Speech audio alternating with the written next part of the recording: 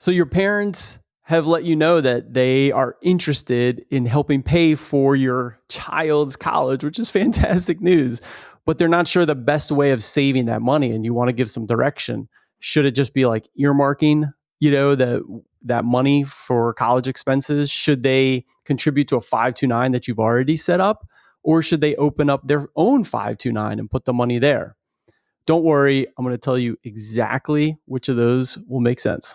And that's what we do here on Practical Finance for Parents with certified financial planner Mike Morton. And I am your very practical host, Matt Robison. And we are all about those practical solutions that make you feel less overwhelmed, less like, oh gosh, I've got to find the perfect thing to do, because we keep it simple. So Mike, the simple version today is, this seems like a pamphlet you get in a doctor's office. So your parents want to help out. That is great. This has happened with my mom, has come to me occasionally and said, oh, I want to do something. Sometimes it's just like a little something. It's not like a big enterprise. How do we do this? And that's what we're getting into. Yeah. I love the pamphlet. I can picture the pamphlet right there with like you and your child and your parent with this wondering expression. Oh, I want to save for college, but where should it be? And you got to like open up the inside of the pamphlet. Boy, those things are awful. They're so terrible. They never get it right. But we're going to try and get it right. We're going to keep this to like pamphlet length and depth. And pamphlet depth. Yeah, we're keeping it real. Pamphlet depth. I put that on my resume. I'm pamphlet deep. Pamphlet deep. Wait, is that what makes you a practical host? What makes you a practical host for this show? It's that I'm not smart enough to understand the complicated version. So we got to keep it simple. Man. All right. So what are we talking about today, Matt? Paying for college. So you've got the kids and you've got your parents, and your parents want to do something, and it could be like a big structured something, or it could be like a set of one-offs. Yeah. So what do you do? Yeah. So what do you do? There's different ways to kind of save for that and different ways of saving for college. So, and Matt, you forgot to tell us what the one thing at the end of the I forgot to say about the one thing. You know what we decided? So we do these one thing segments at the end, and we try and have them be a little connected, but sort of an amuse-bouche, or a chaser, like a fun little thing to throw at the end. Today, it's fun.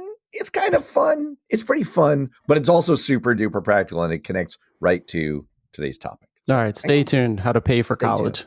All right. Favorite topic. All right. So they want to help. And I know we're going to get into lots of categories of ways, like things. So let's do a back to basics real quick on terms here, because there are numbers and acronyms here, if I recall correctly. Could you just quickly tell us what they are? Yeah. One of the things we'll talk about quite a bit is the 529. So the 529 account is an account for saving and paying for college, where the contributions into this, it's a type of account. You open it. So you go to, your state sponsored plan or another state sponsored, but you go somewhere to open an account, kind of like you would at Fidelity or Vanguard. And so you open up an account that's called a 529 account, college savings account. Now you own this account. Your child is the beneficiary of the money. That's where it will be going. And then you can make contributions to this account. So you could transfer $5,000 from your checking account into your 529 account. Now, the benefit of the 529 is that investment, the $5,000 you put in there, you have to invest. It's automatically done for you based on your choices. So you roll the $5,000 in, it gets invested. And the benefit of the 529 is the investments grow tax-free. All right, so we're always looking for ways that we could potentially save on taxes. And so that investment that doubles to $10,000 over 10 years all grows tax-free if you use it for education expenses. All right, so there are a lot of qualifications for how you can use that money, a lot of rules and regulations, but essentially, as long as you use it for college expenses, then it's all tax-free growth. And so that's why the 529s are a really great account to use for saving and then paying for college. Got it. I live 529s. I like 529s. We've done a lot of shows on 529s. But there are alternatives out there. Yes. Yeah, you could just save in your brokerage account, right? And so then you're not getting the tax-free growth. You make an investment, grows to 10,000, you're going to have to owe some taxes on that. But the benefit is it's much more flexible. You don't have to use it for college. Okay. So right. Like if your parents decide that they have a different favorite grandchild, for example, and they don't want to help yours. That's right. Maybe suddenly they have more grandchildren and they're like, oh, it's not all just for Johnny. I'd like to find a different family to benefit. That's right. So, there's lots of pros and cons. Also, in case you need that money, right? Like an emergency or something like that, it's easily available in your just brokerage account. There's also a Coverdell ESA, education savings accounts. These have lots of rules as well. One of the benefits, and I'm not a big fan of them, but one of the benefits of the Coverdell is you're limited only a couple $1,000 you can put in there. So not nearly as much as you can do into the 529s. But one of the benefits is that in the Coverdell is that you can make any investment that you want. So the 529s are limited to the sort of target date funds. You don't have a lot of choice over the investments. The Coverdell is literally like a individual retirement account that you can just put the money in any stock. And so it can be kind of nice for grandparents where if they want to make some bets on like, oh, I wanted to, I really think this company is going to do well. It's going to be great for Johnny when he turns, 18. You could put a couple $1,000 into a Coverdell, invested in that, single stock. And then if it does really great, fantastic. And if not, it's only a couple $1,000. So Coverdells do have a place as well, but we don't cover them or talk about them as much.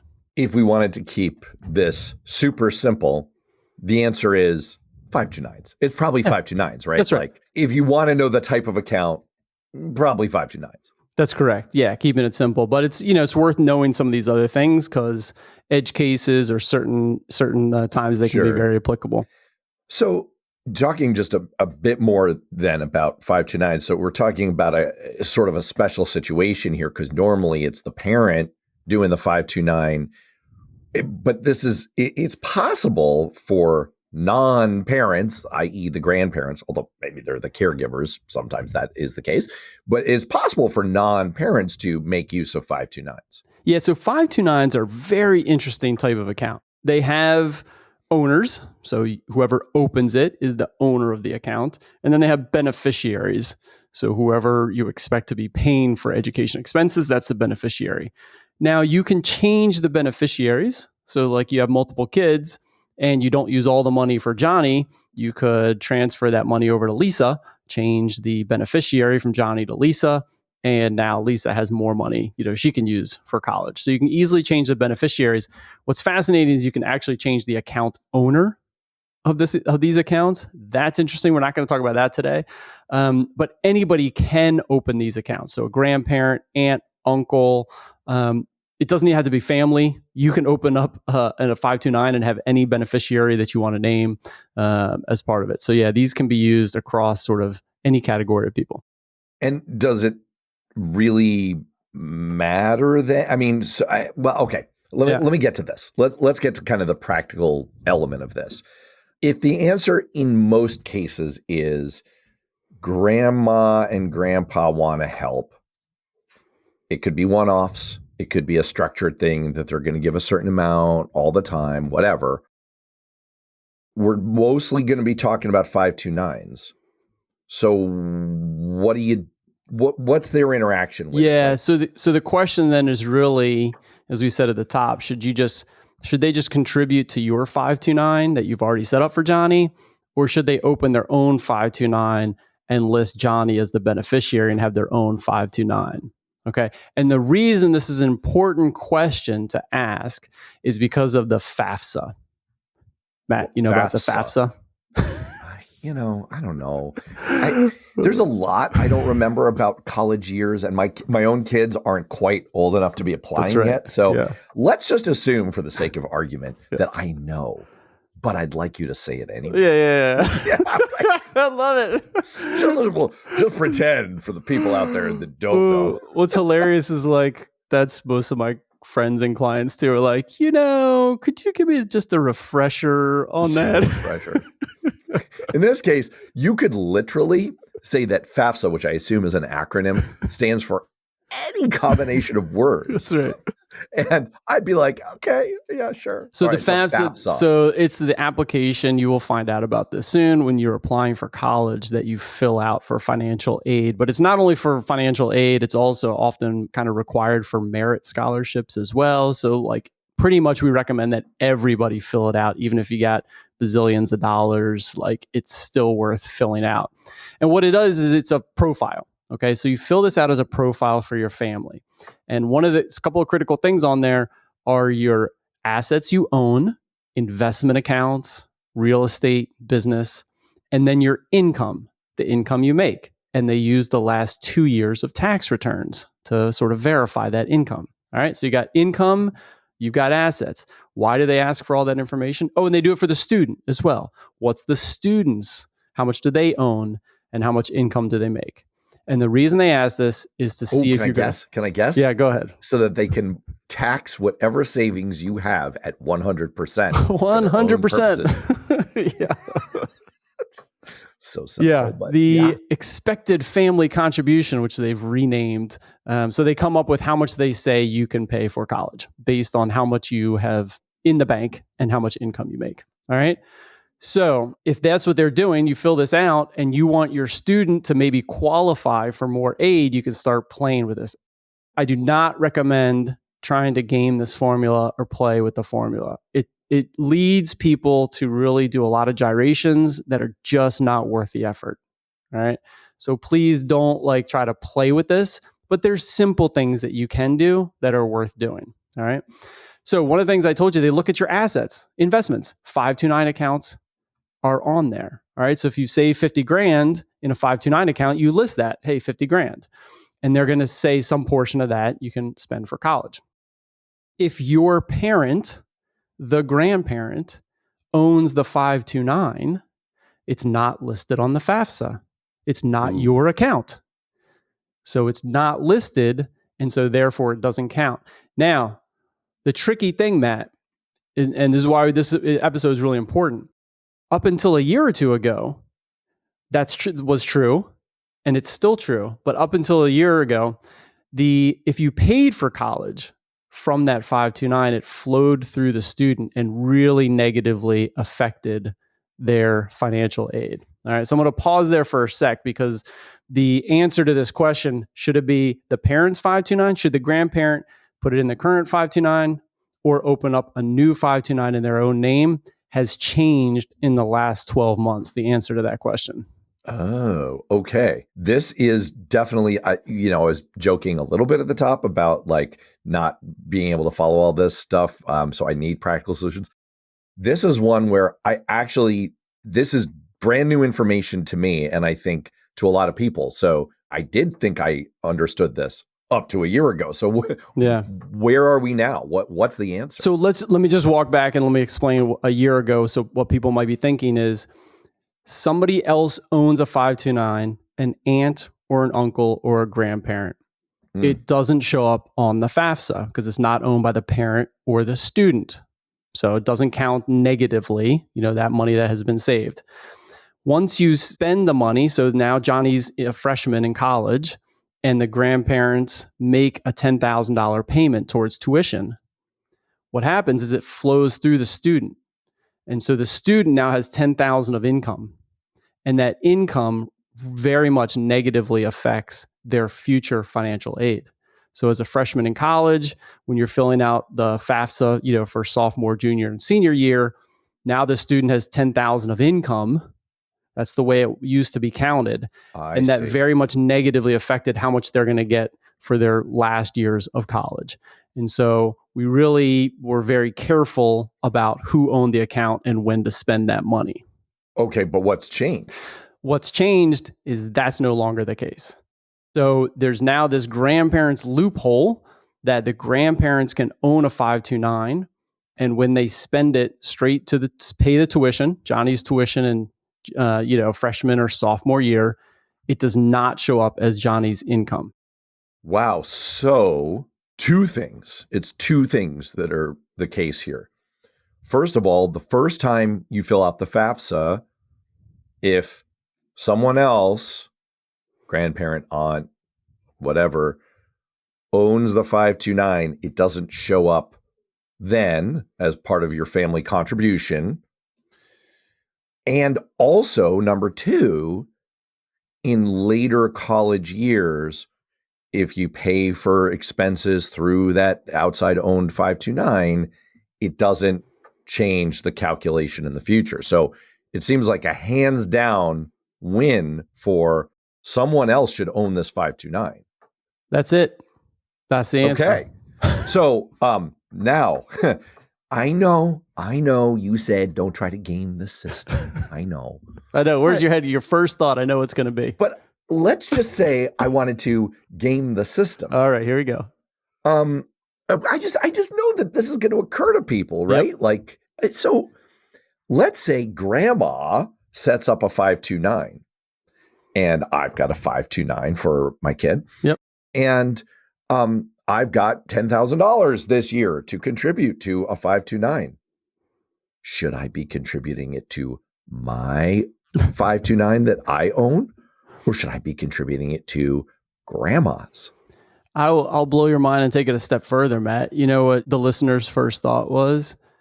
Well, I've got $50,000 already saved in a 529. And Mike earlier in this episode said you can change account owners. Ooh. And so you could take all 50 grand that's already in there and have the account owner be, your sister or your parent, the aunt or the grandparent instead of you. And it doesn't show up on the FAFSA at all. Wow. So the answer, so while you are not advising people to game the system, should people game the system by doing this? Well, let's talk about it in real dollars. Here's why I recommend not, mostly for the most part, not gaming the system. If you have $100,000 saved in a 529, they're going to count that at about 5% towards a year's worth of college. Okay, that's the formula in the FAFSA. Anything that you've saved, non-retirement accounts. So if it's in a 401k or IRA, it doesn't matter. But anything in your brokerage or 529s, they count at about 5%. So if you have $100,000, they might say, well, 5,000 of that you can pay towards college. Okay. So it's not a whole lot. So it's still worth saving. The first question I get is like, hey, why bother saving? I'm just going to get they're just going to take it anyway. No. Save for college. All right. Don't not save. And it's only 5%. So yes, you could transfer the 100 grand to some other owner and kind of walk through that, but there's a lot of downsides. And so is it worth maybe that $5,000 for the downsides? The downsides are someone decides, to change the beneficiary. It's no longer going to Johnny. It's not your money anymore. So that's the biggest downside is like, how great's that relationship? Is it really going to end up there? What's the value of the account? Is it 50 grand? Is it 250 grand? And then how much are you going to qualify for need-based money anyway? So if you've saved 250 grand in a 529, you could be like, oh, well, now that, Mike, it's 5% of 250 grand. That's a lot of money. But you're probably not getting need-based scholarships anyway. Now, don't take that for paying for college. Another episode, there's tons of merit-based scholarships. This is the business of college these days. All right. So we'll park that for now. It's not only need-based. You will not pay sticker prices for college. So yes, you can be worried about the 90 grand per year that colleges are saying it costs. Most people don't pay anywhere near that amount. All right. But this is need-based. And so if you've pre-saved a whole bunch, you might not qualify anyway. So this is why I really don't recommend keeping it practical. Don't get in the gyrations of trying to game the system. But if there's some simple stuff that you can do, like parents say, hey, should I start my own 529? I got $5,000, $10,000. Yeah, just open up your own 529 and put it as Johnny as the beneficiary and keep it real simple. All right. That's really, really helpful. So let me read back the brass tacks version of this is if your grandparent is asking for the very first time, should I contribute to yours or should I maybe start my own? Start their own, especially if it's going to be a substantial amount of money. Yeah. If it's going to be, a set of one-offs like, hey, I want to do $100 here, $100 there. Keep it simple. Just say, sure, here's my 529. Just plunk it in there. And if your kid is real young, or if you haven't done this, yet, you haven't established one yet, and you're trying to decide for the first time and you have a trusted grandparent, sure, you could do that, but don't go way out of your way to switch things around and transfer ownership of what you've got to your grandparent. That's it, or your man. aunt Yeah, or exactly. Start with the really simple stuff. Do the simple things. Don't stress about it too much. All right. That is a perfect segue to our one thing. And like I said at the top, we normally try and make these somewhat related. Today, we were thinking about it. We're like, here's a real practical one that actually is just directly related. We're talking about saving for college, paying for college. Yeah. And you have a simple formula. I think you mentioned this at some point. Yeah, show a while back. We might have gone over this, but it's. I think it's really good. Remind us, how do you think about this? Yeah, for paying for college, one of the frameworks to think about, how am I going to afford, these $50,000 a year, $80,000 a year, times 2 or 3 kids, paying for college. So one of the things that I like to recommend, at least to start thinking about it, is 1/3, 1/3, 1/3. So 1/3 of the college costs, let's try to pre-save. That's what we're talking about today in the 529s. Pre-save while you're working, while the kids are young. Try to save that for future college expenses. The other third can come from cash flow during college years.